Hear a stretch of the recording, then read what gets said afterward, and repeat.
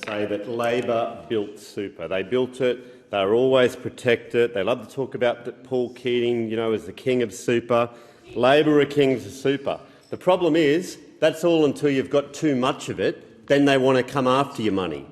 Deputy Speaker of the Labor Party. And on May 2nd, 2022, the then Leader of the Opposition, Albanese, said, We've said we have no intention to make any super changes. Now, this is important because it goes to character. He also said that life will be cheaper under us. He also said he'd lower electricity by $275, not once, but 97 times.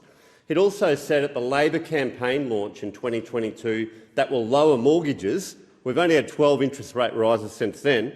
And in the same month, he said, we have no intention to make any, not some, any super changes.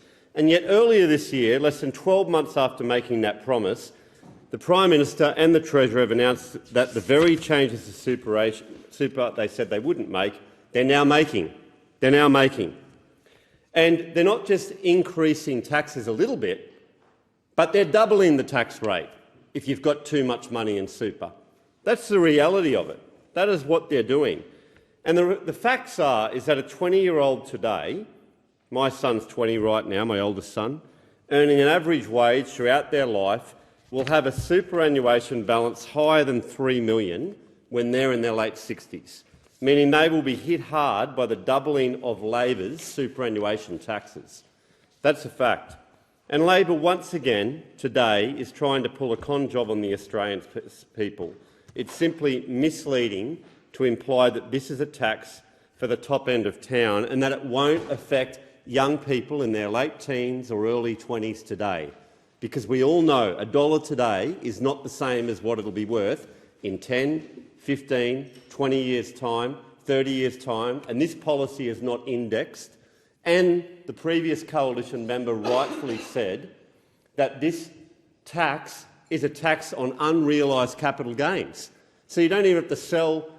You won't even have to be making money from the asset. If you've got a block of land and they say that housing goes up every 10 years, if you've got a house in Sydney or Melbourne and it's worth $1.5 million today, it's probably going to be worth $3 million in 10 years' time. What's it going to be worth in 20 years' time or 25 years' time? And you don't even have to sell it. They're going to tax you 30% on the unrealised capital gain. That's the Albanese government.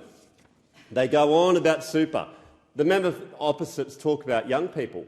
Well, the First Home Super Saver Scheme is one of the best ways for young people to save for a house deposit right now, because they can save $10,000, they can salary sacrifice into their super account, and rather than being taxed at 32.5% on every dollar over 45 grand, they're taxed at 15%.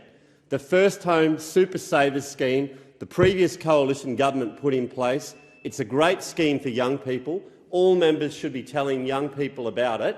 But this mob, the Labor Party, voted against it at the time. Oh no, the sky's going to fall in. We can't vote for that.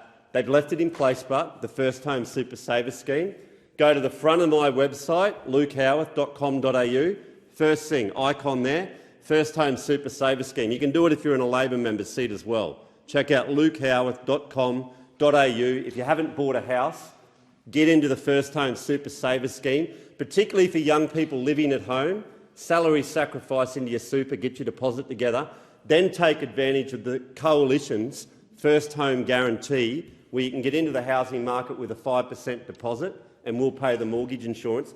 Labor don't want to talk about home ownership. They voted against the First Home Super Saver Scheme, and now the Leader of the Opposition is putting forward a policy that will take to the 25 election, allowing super employer contribution to be accessed for a home deposit as well, to help more young people, more Gen Ys, more Gen Zs get into the housing market. And once again, this mob, the Labor Party, say the sky is going to fall in.